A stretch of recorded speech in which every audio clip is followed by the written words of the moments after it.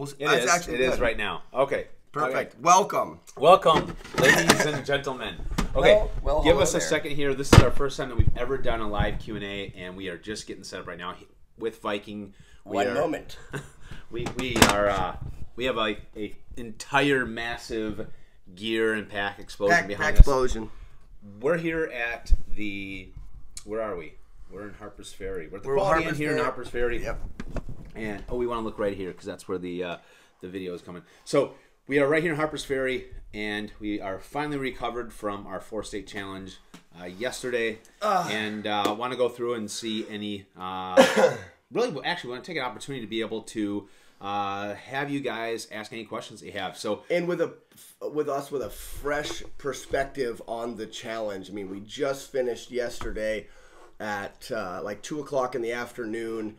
And struggled from like falling asleep in the car ride getting back here. We ate a bunch of pizza and literally have slept for like 12 hours. Just instantly after we finished, we needed a recharge. I think the total trip was like 33 hours of being awake with the 45 miles. But we did finish it in just under 19 hours, like 18 hours and 40 minutes or something like that.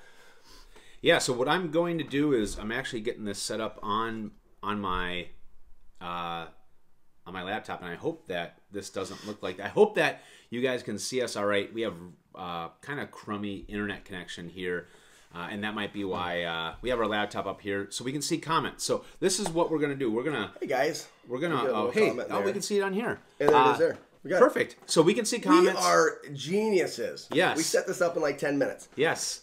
Has nothing to do with technology being good. It has all to do with how smart our brains are. The bigger the head, the bigger the brain, right? I have a huge head. Look how big it is. Hey, man. Hey, what's up? So any questions you guys have about our hike, go ahead and throw them in there. We've only got about a half hour, maybe a little bit more before we got to get on the road. We got flights back and everything, so. This is a spontaneous thing. We're just kind of shooting it off the hip. So, yeah, hit up the questions as soon as you can. Yeah. So you guys are in 14p flashback to the dial-up days. So it's probably something we screwed up. I wonder how we can change that. So this is our first one. So yeah, we're probably screwed up here. This is probably what it literally looks like to them.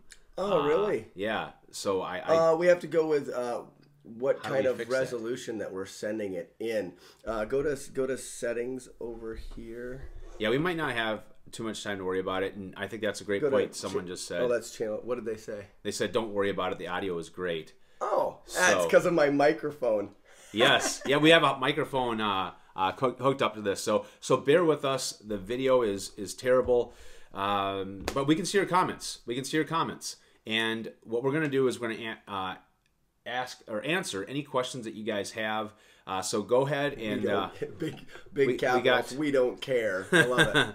Awesome. So who had the first snow-inspired fall down? Actually, we didn't fall down, but you almost fell and broke your trekking pole. Yeah, right at the end. Actually, it was in the rocky part of Maryland, maybe 3 or 2 miles before we actually hit Penmar and the Mason-Dixon line.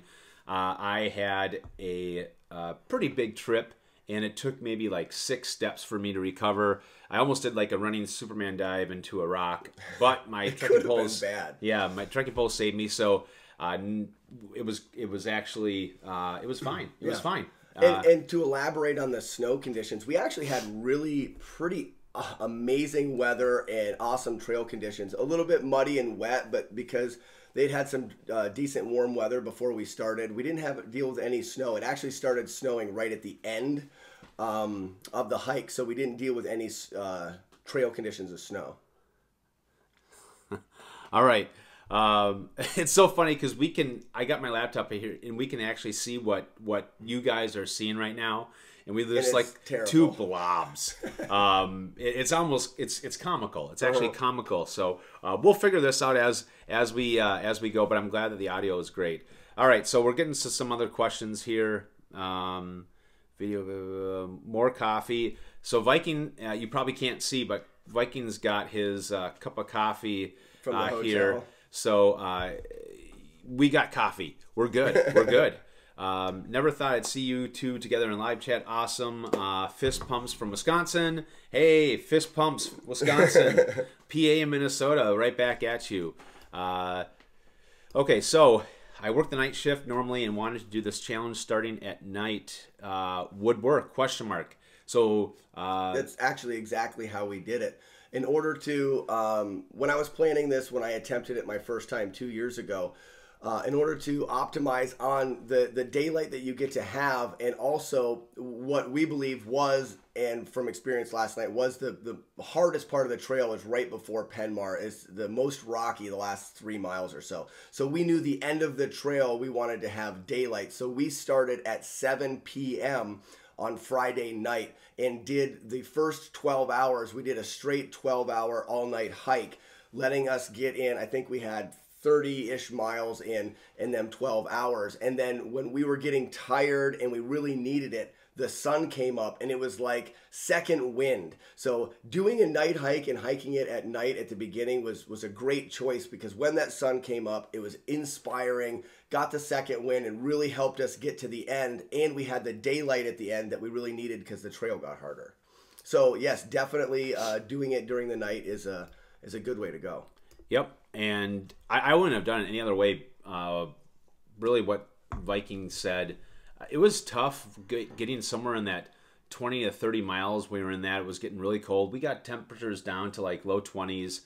And the problem was we were sweating going up some of the ascents, and then later on that would obviously, as it got colder and we hit some of these flats, we would start to get colder because of perspiration that didn't entirely dry off.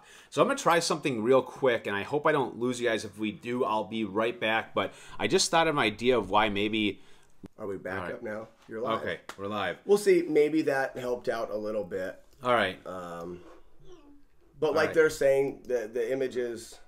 Oh, it's still crap. Yeah. But we're able to still... Oh, no. Perfect. I fixed it. Yes. Maybe. It's better.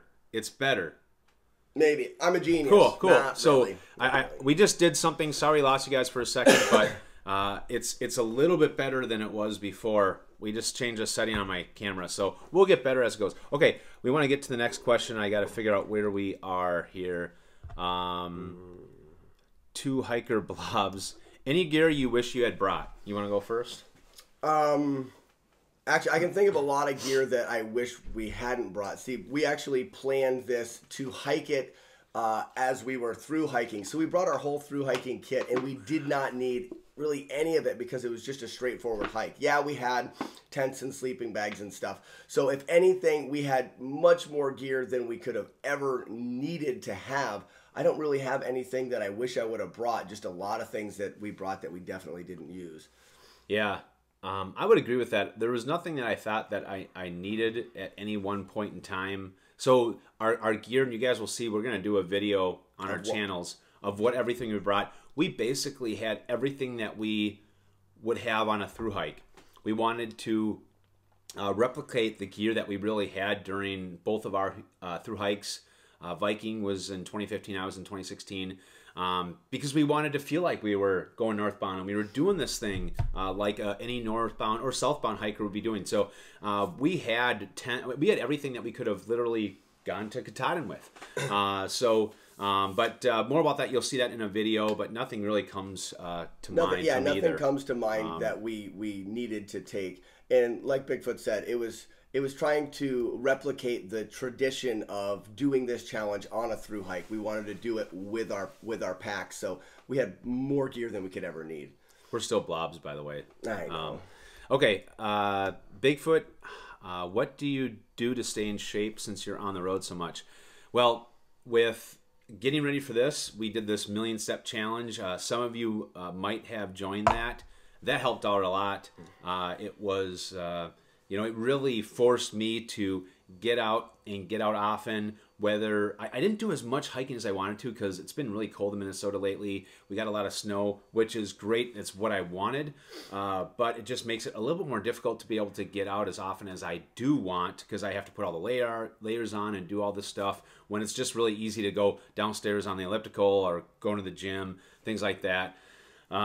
one thing that's challenging for me, I was telling this to Viking, is with my job, I have to do about somewhere around 240 to 250 visits a year.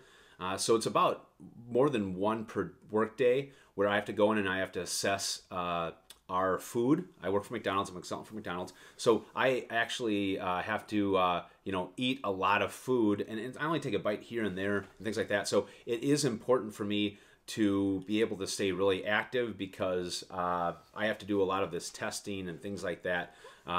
When it gets into the summertime, I'm going to get back into marathon mode. I think I'm going to try to run a marathon this year. I took last year off because I was all my hikes that was coming up, it just didn't make sense. But yeah, that was kind of what I did to get ready for this thing. But a lot of running and a lot of elliptical and a lot of cardio stuff, but nothing replaces actual hiking. So, right. And I think we touched on it. We talked a little bit while we were hiking. We talked a lot while we were hiking. I don't think there was much more than like a 5-minute period where we weren't talking. But one thing that you had brought up was it's amazing the conditioning that you get when you do the 2,200 miles of the AT, when you do a through hike, and that conditioning really doesn't leave. You don't lose it. It degrades a little bit over time, but it's so surprising how fast we bounce back. So I don't really think it took that much actual training to get into the shape we needed to be to do this challenge. Yeah, absolutely. What shoes did you guys use?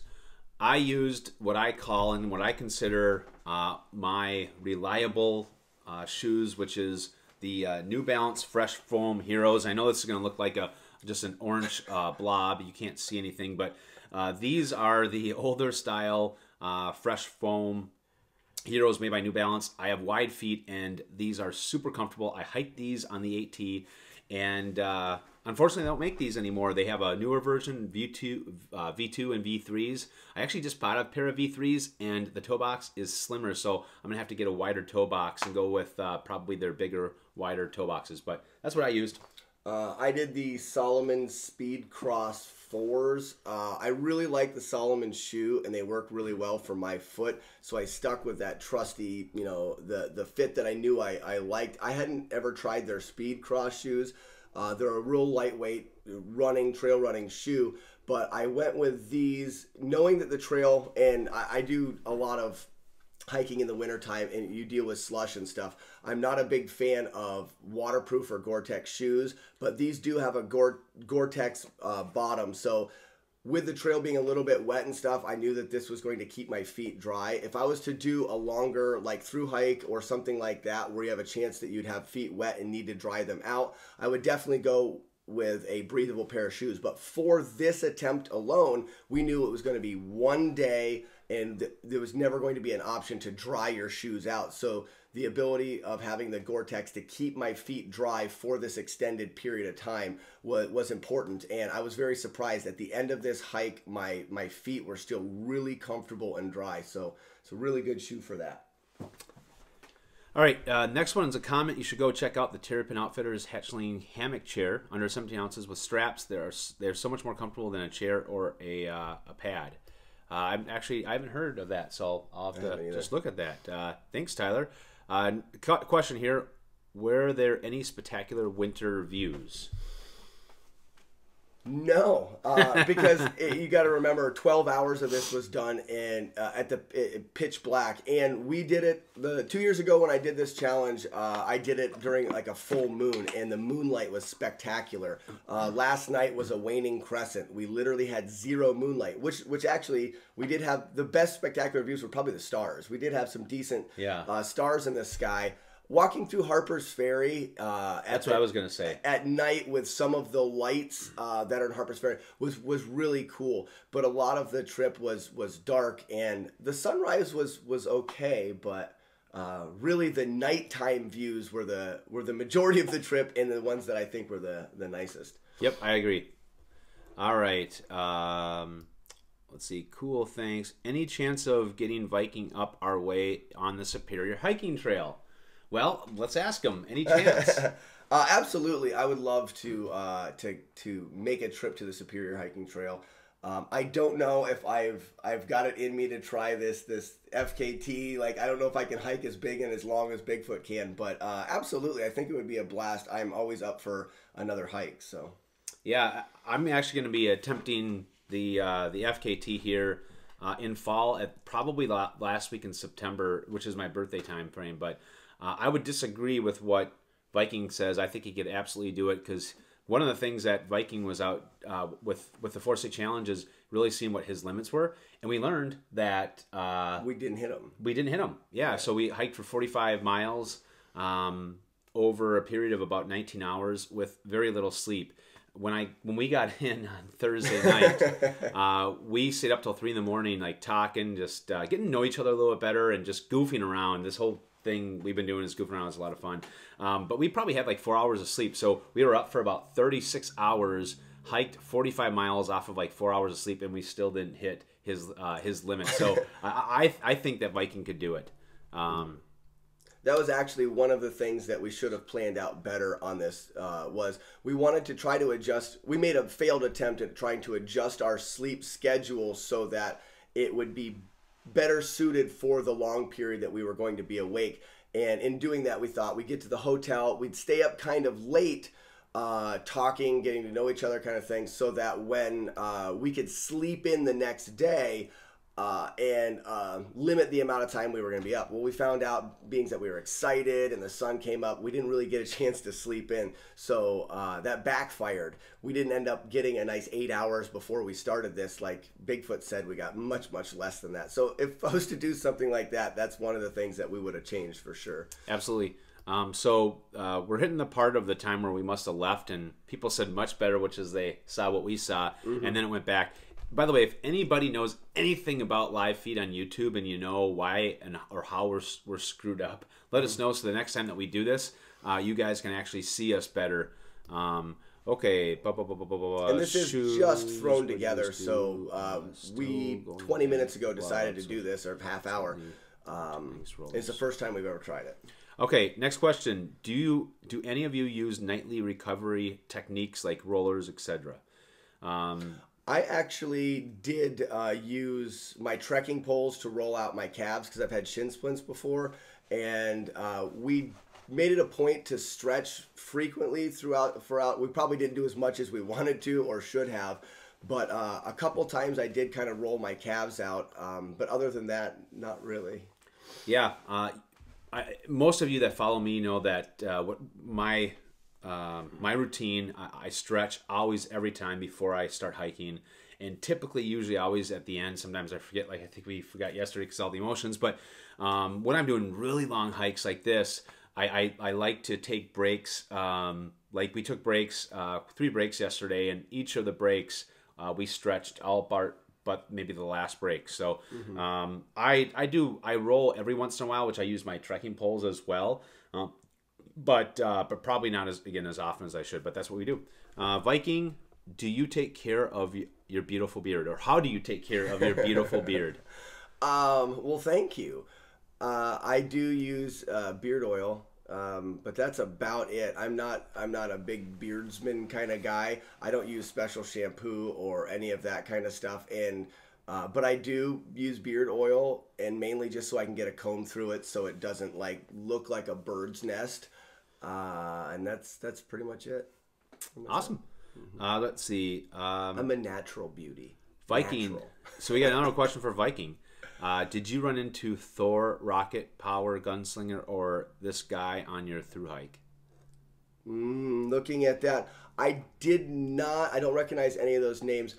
When my wife and I thru hiked in 2015, we actually started February 10th, and we did kind of this winter approach to the beginning of the trail. And coming through Amicalola, I think we were in the first 30 hikers, and we ended up finishing the trail within that same first 30 or 40 hikers. So we were so early, it really limited the amount of people that we were able to come in contact with, especially like the thru hiking bubble. So when I talk to other hikers that thru hiked in 2015, oftentimes I don't recognize the people, mainly because we were just ahead of the bubble. Okay, next question. I just did something. I'm sure this probably will do something. All right. It says we're still live, so I think it just it affected it over there. But that thumbnail is priceless. Yeah, that was such a great thumbnail. Okay, we're letting the chat session come in here. And if you guys have seen the thumbnail for this video, literally we had no idea what we were doing, and it was setting it up, and it was like, smile for your thumbnail, 3, 2, 1, and we just really quickly that's what did happened. It was just question. Okay, here we go. Okay, what hike did you guys do? Sorry, I missed it. We just got done doing the 4-state challenge, which is the most popular challenge on the Appalachian Trail. Appalachian. We're in the south. So it starts at the border of Virginia, goes all the way to the Mason-Dixon line. It's about 43.5 miles. The total mileage for us with hiking up to the VA West Virginia border and everything else was probably somewhere around 45.5 miles. Yep. And we did it in the wintertime because, well, the first time I tried it, it was the only time I could get away to do it, and I failed at it, and I wanted to redeem myself. And the idea of doing the challenge is pretty popular, but we hadn't ever really heard of anybody that had tried it in the wintertime. So to do it in the winter was kind of just an added difficulty to it because it did add there was a lot less daylight, colder temperatures, trail conditions can definitely be worse. So it was to kind of spike the difficulty a little bit, but that was kind of the reason why we did it in the winter. Yeah. Hello from Texas. Texas is on here. Ace. Did both of your paces match? Yeah, we hiked together the entire time. We I would say about maybe like 40 or 39 of the miles, Viking actually led and was the pacemaker. Mm-hmm. But we found out, we actually talked about this on the trail, that our paces are very, very similar. So this was really comfortable for both of us. And there was maybe 2 5-minute periods where we weren't talking at all. Mm-hmm. Outside of that, like, we were talking the entire time. And I can elaborate a little bit. I think that the only spots our pace vary is probably Bigfoot's pace going uphill is a little bit better than mine. I think maybe you're a little stronger climber, and I kind of tend to skip downhill, so maybe that would be where we differ. But and then the other thing about talking the whole time through, it was fantastic. I think it actually made this trip that could be. When I first attempted it, I did it solo, and doing all of the hiking at night by yourself, your mind plays games with you, and it becomes such a mental struggle. And the fact that we were able to do it together, we laughed and joked throughout the majority of this hike, which when you can take and laugh at something and bring that lighthearted feel to it, it really felt quite easy to do, as it was a team effort.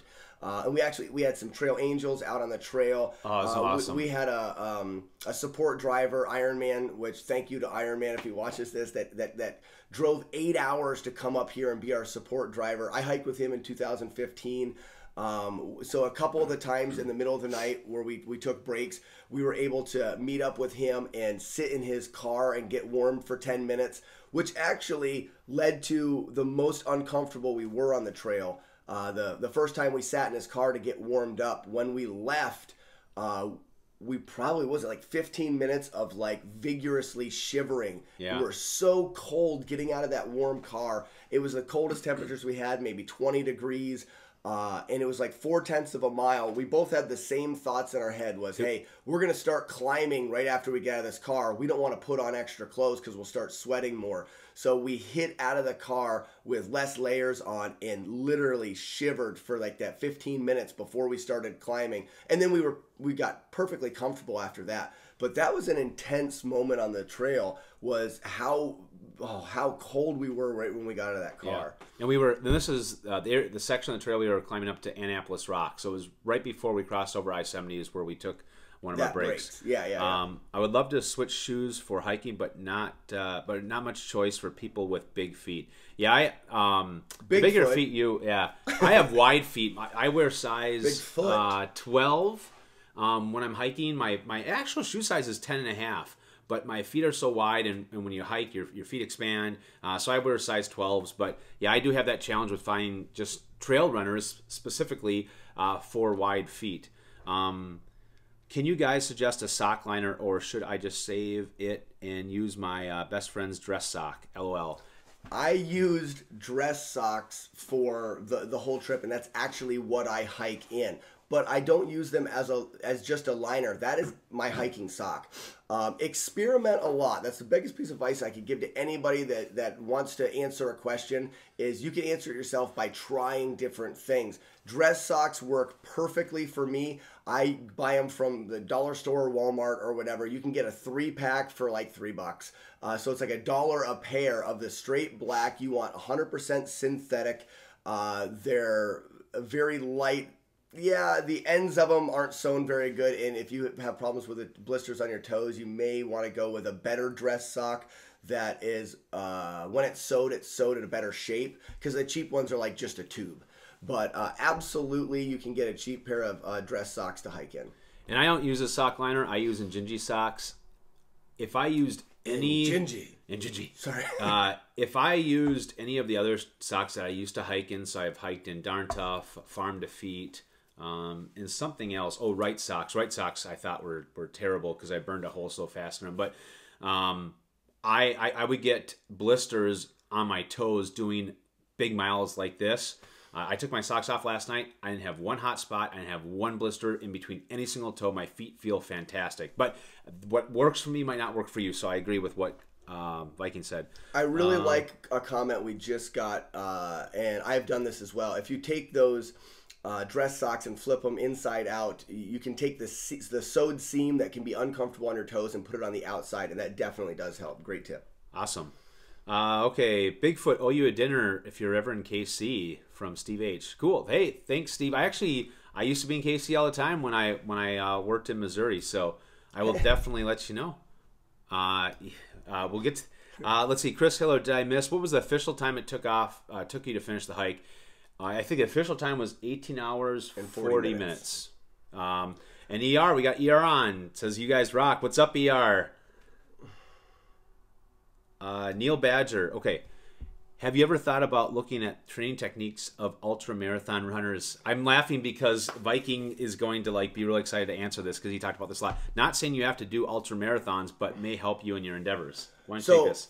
Real quickly, because it's funny, we talked about this quite a bit. This is very similar to the ultra marathon, and it's actually, I think, going to be my groundbreaking into, I think I would like to attempt some ultras. The training methods for this could be very similar. So if anybody's thinking about doing some of these longer hikes, I would definitely look into ultras. And that's actually what I did to kind of get some training. But what I've noticed is the step that you're going to take is the step into the mental game. Anytime you break above 30 miles, I think, and like Bigfoot was saying, I think that's really when it breaks into the mental part of it. And if you start researching ultras, you'll see a wide variety of training, but then they'll also talk a lot about the dark time, the time where you start to get in your own head. And I think that once, for anybody that's thinking about doing bigger miles, you're going to get into that time where mental training is very crucial. So definitely look towards some ultras because I think there's a lot of great information there for sure. Awesome.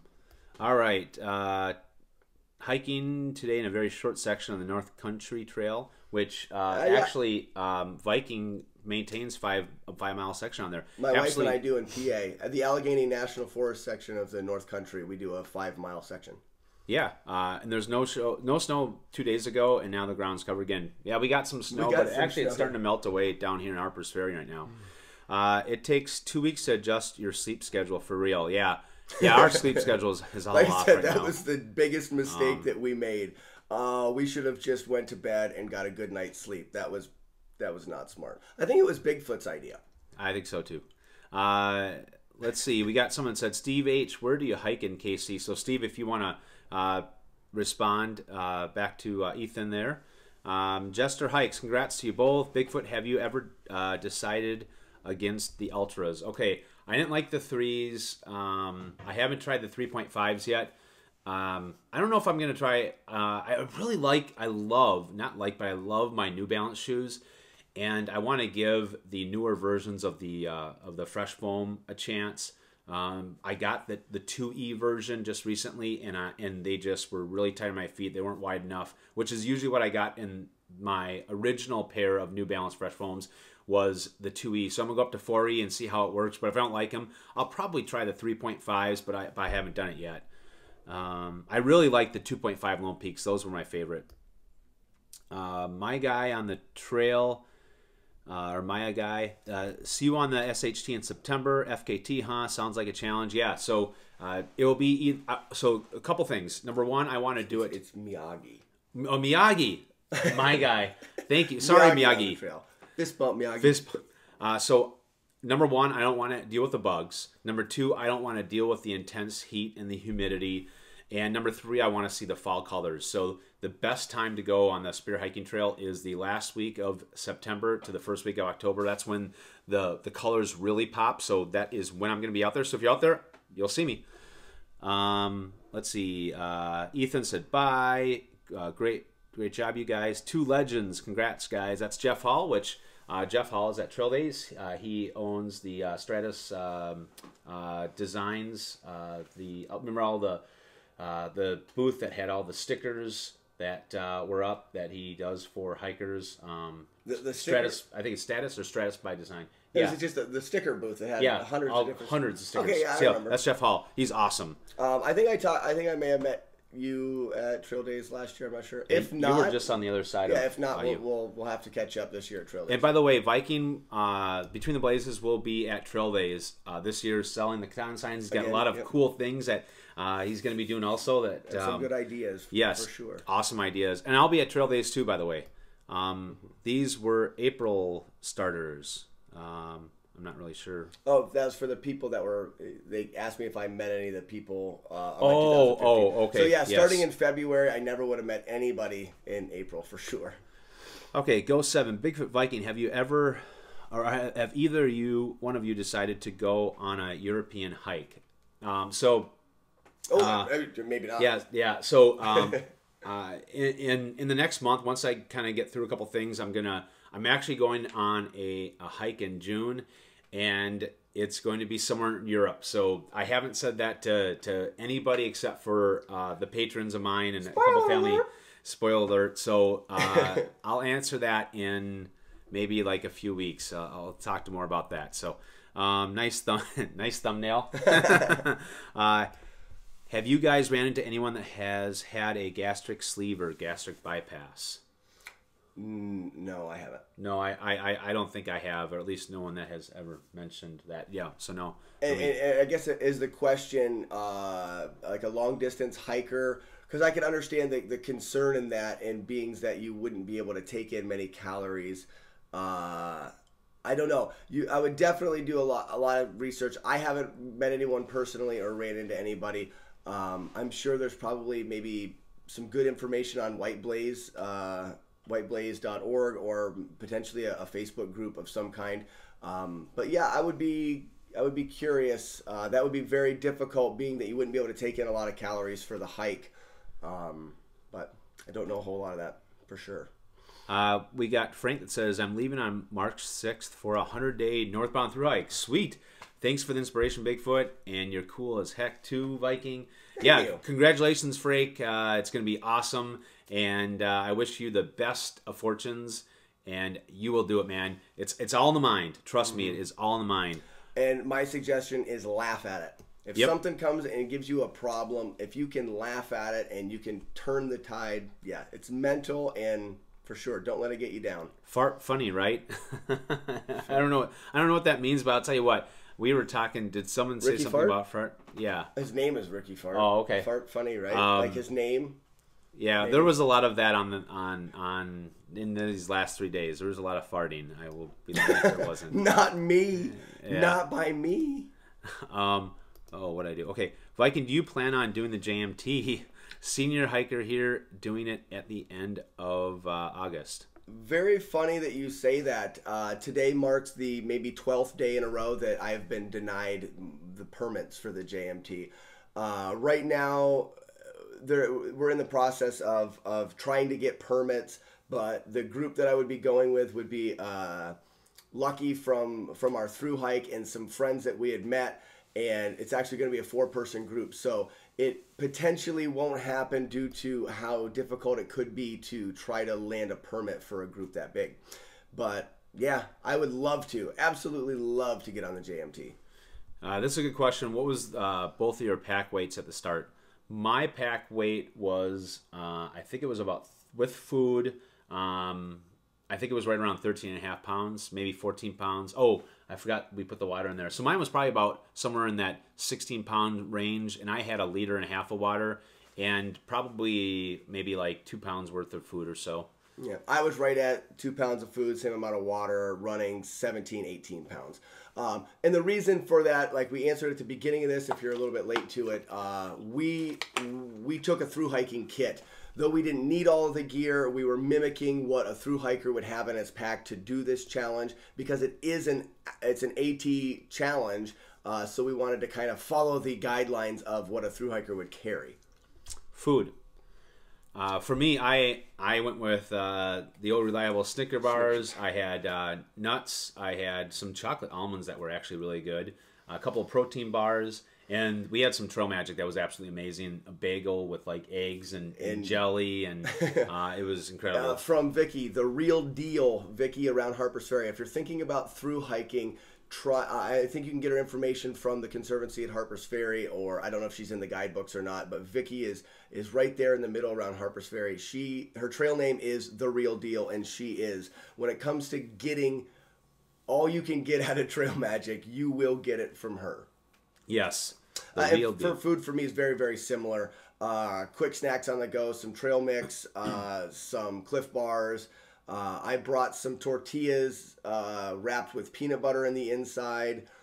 We did actually bring, because we had our through hike kit, we did bring cook stoves and stuff, and I brought some ramen or ramen. We never ended up eating it because of the trail magic, but very, very easy, quick stuff on the go because we wanted to keep our legs moving the whole time. Is a short sleeve t-shirt necessary? I'm guessing like when you're like hiking. That's what my go-to is. I love wearing a short sleeve t-shirt, and then I just layer on top of it. But under everything, no matter whether I was on my winter backpacking trip or out here, I always have some sort of very lightweight t-shirt that's below everything. And when I was on my 100-day Appalachian Trail through hike, I was in my t-shirt and nothing else probably about 99% of the time, outside a couple times when I threw my rain jacket on to stay warm when I was hiking through some winds. Yeah, I agree. I even on this, I carried a short sleeve wicking tee with a long sleeve. And actually, here's a use for it that you may not think about, but I started out with a short sleeve, and the temperature was hard to regulate on this trip because it was cold, but we were hiking the whole time. And it was nice to have a short and a long sleeve wicking because once I had accumulated a little bit of sweat, one of our first stops, I was able to just switch them out. So I got that damper short sleeve shirt off and was able to put on the other layer and then hang the short sleeve to try to dry. So just, even though it may not be something you think that you need, it doesn't constitute a lot of weight, and being able to switch. Those wicking shirts pull the moisture away from you, but when they get damp, they dry fast, but you kind of have to get them off your body. So just something to think about. ER says this. Great tips and advice. You guys are good together. Yeah, we learned a lot, and we work together really well. So yeah. It was absolutely fun. Which I'm going to go into the next question. Do you guys have any other trails that you want to hike? I heard Bruce Trail in Canada is interesting. So actually, we were just talking about that. We're going to do something like this again. The two of us, for sure, absolutely. We were actually talking about maybe the long trail. We don't know like when. Or we have a lot to talk about. We were just talking about it this morning. And one thing that we were considering is whether to do a trail or to do another challenge like this. Both of our time frames, time we're limited and we live far enough away that there's a considerable amount of planning and getting together. So it's like, do we spend that planning and put together a longer trail? Long trail, try to do it in a week or so, or do another challenge like we briefly talked about the Death Mark, the rim to rim to rim in the Grand Canyon, trying to do something like that. Bigfoot's already accomplished this, but maybe try to do it a little bit quicker, something that I've always wanted to be the Grand Canyon. So yes, there is definitely talks, but nothing set in stone. Try the New Balance Leadvilles. I've had quite a few people actually say that. I'm going to have to try it because I keep on hearing people say it. So for sure. Let's see here. I think that was to another comment. Lots of training. No, Steve H responded to another person. Let's see here. Getting ready for my flat Michigan section on the NCT. Great job. Still need to video chat Viking Jeremy Wayne later. Yes, absolutely. It's funny. It's Jeremy Peace. Because it seems like you have like 3 different names on different social medias or something, because it always comes up differently. But yeah, we do need to chat. I'll be home later on today, but probably won't be able to chat till middle of the week or something. So, what time do we have to leave here, by the way? We probably have to cut this in like 5 minutes. Okay, so we have 5 minutes. So I'm just going to really focus on when I see question marks and the question marks, so that we can get to the rest of the questions. So I apologize if I pass some comments, but just for the sake of time. What do you think about using hiking poles supporting tents above tree line? So you're saying using like a hiking pole tent, not a freestanding tent above tree line?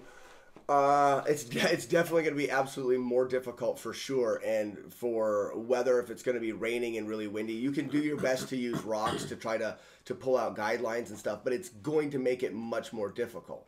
The tent that I use is the duplex tent, and I have a little bit of experience camping near. I don't know if I've actually camped above tree line. Obviously, you know, you can buy the flex. I forgot what it's called, like the flex tent system for the duplex. But I think what's important if you are trying to do a non-freestanding tent is that you look and research the type of stakes that you use, because that's going to be really, really important. You need something that really grips and grabs the soil. If you just take your standard ultralight titanium tent stake and throw it in there, it's going to get distaked pretty easily. Let's see here. Another option is, and it's not always an option, but when you are limited in your camping setup, is to adjust where you're staying to try to avoid camping above tree line. Yeah, absolutely.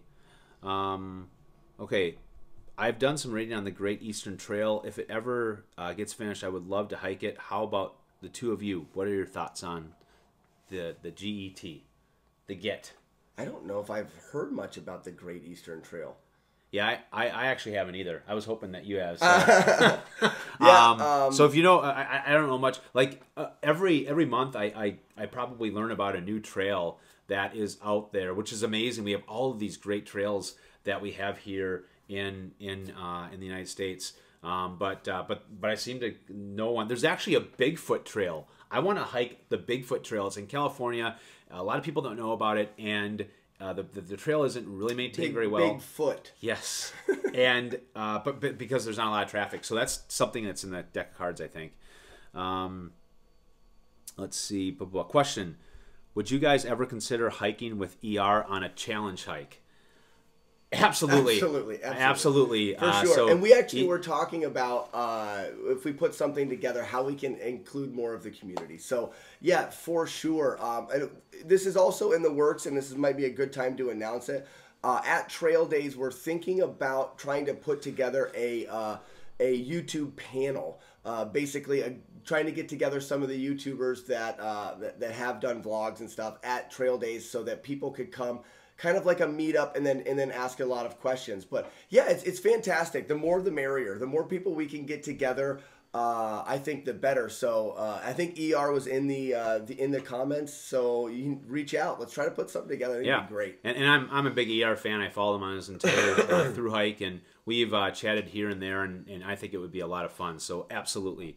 We're gonna do a few more questions here. So this is on the long trail. You heard us mention about the long trail. Do you think a 10-day long trail would be a cool challenge?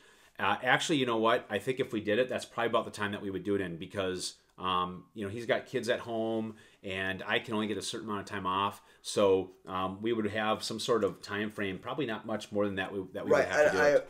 The little research I've done, I think the FKT for the long trail is like 6 days, 18 hours. So you can right there realize that you're not going to be able to do it in really less than 7 days. So yeah, to optimize time with travel and stuff, we would have to be aiming for 10 days is, it would be a hard challenge at 10 days.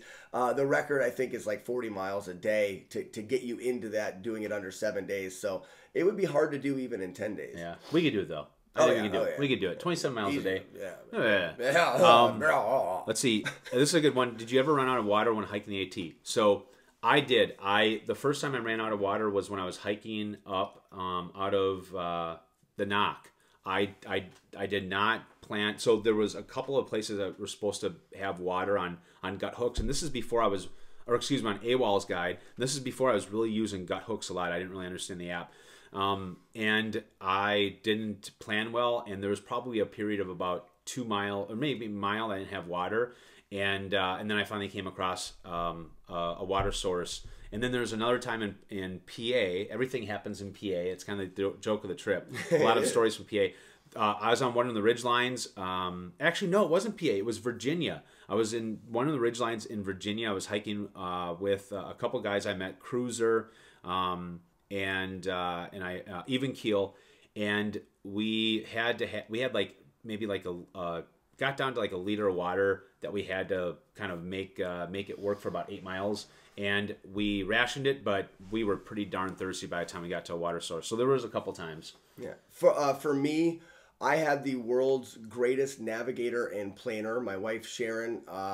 We never ran out of water. If it wasn't for Sharon, I tell people, and this is no joke, right now I would still be like hiking in circles in Georgia. I never could have done it without her, and with her planning, we never came close to running out of water or food. And Sharon, I will see you. I think you're watching. I will see you in a few hours. I love you. And if Asher's watching, Asher, I love you. Baby Hank, I'll be home soon. But yeah, never ran out of water. All right, we're going to do 2 last questions. Why such bad quality? We are YouTube live idiots. We are technology stupid. Yeah, this is our first YouTube live feed that we've ever done, and we literally set it up in 5 minutes. So I have no clue what I'm doing. I have to play with it. And we'll get better at this. I know there was just something that we're doing wrong, so apologize it, but I heard that the audio was good, so that's good. And because we we literally need to leave this hotel in about 10 minutes, and we still have Packsplosion that you can't see behind us, so we got to cut it short. It was a impromptu thing. Sorry about it, but it is what it is now. Do you think it's possible to hike around the world? No. Because there's too much water. I mean, I guess you could put a treadmill on a boat. And I knew you were going to say that. But there has definitely been people that have logged enough miles on their feet that can say they have hiked a distance that is equal to the circumference of the Earth. So yes, it's possible to hike around the world. But if you want to literally do it, no, it's not possible. You have to be careful when you ask Viking questions that I found out, because he is very technical about things. So, we're just going to do one more, because I do see one more question on here. Right, and then we'll have to cut it. Yes. What advice do you have for middle-aged boomers just getting into hiking and backpacking? Do you run across a lot of people in this age group? Yes. Yep, me too. So I think that the advice is really something similar to what you're doing with some folks that I think are in that age. Maybe you want to... what I'm doing back home in the local area, I put together a hiking group through our local YMCA just to get people out and do it. And my advice to them will roll right over into your question, and that is... you slowly work into it. You can spend a lot of time looking at things on the internet and researching and stuff, but really slowly getting miles in is almost what I think is better. So you do a lot of small hikes, experiment with gear. Try to keep from overdoing it. At the beginning, there's no reason to ever push it, especially because your bodies have been through a lot more than a 20-year-old. You're not going to respond as well. You're not going to heal as well. So pushing those boundaries is not as good an idea for you as opposed to the younger people. So doing that is going to make it more enjoyable, and the more enjoyable it can be, is the less likely you are to want to quit. So my suggestion would be start slow and slowly work into it, and develop the, what is it? It's an addiction for us anymore. Slowly develop that addiction. And the one thing that you definitely have that sets your bar higher than any 20-year-old is you are more mentally strong than they can ever be. A great example is if you look into ultramarathon running, most of the ultramarathoners are 30 and above.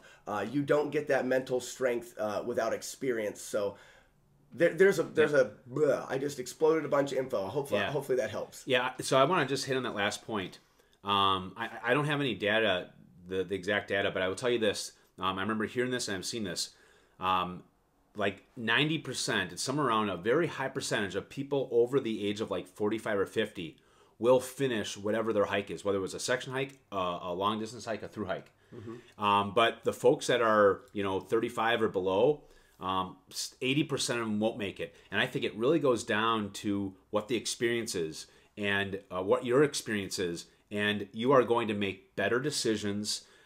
You are more mature. I think, and just because you're 25 doesn't mean that you're not mature, but you've done experiences that you make mature decisions. You're not going to do something that's going to put your through hike at risk or put you into a survival situation, things like that. So, but the what you said, I think Viking was perfect. So we do have to get going. We have to. So thanks everyone for staying tuned in. I honestly didn't know what to expect on this, but there was more questions than I think we even missed some. So I apologize about that. We will fix the video quality next time. More to come from both Viking here and Bigfoot, and in probably sometime in the next week or so, we will we'll do a video about our footage. So stay tuned for that, guys. Yep, there'll be some gear video and a definitely of best of videos we can do of the trip. There was 12 hours of pitch black darkness, so we're limited a little bit on what kind of video we could get, but hopefully you guys will enjoy it. All right.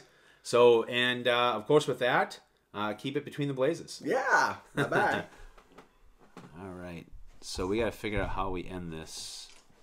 I got to get my stuff packed up. We should have already been in the car. We're still alive right now. That's all right.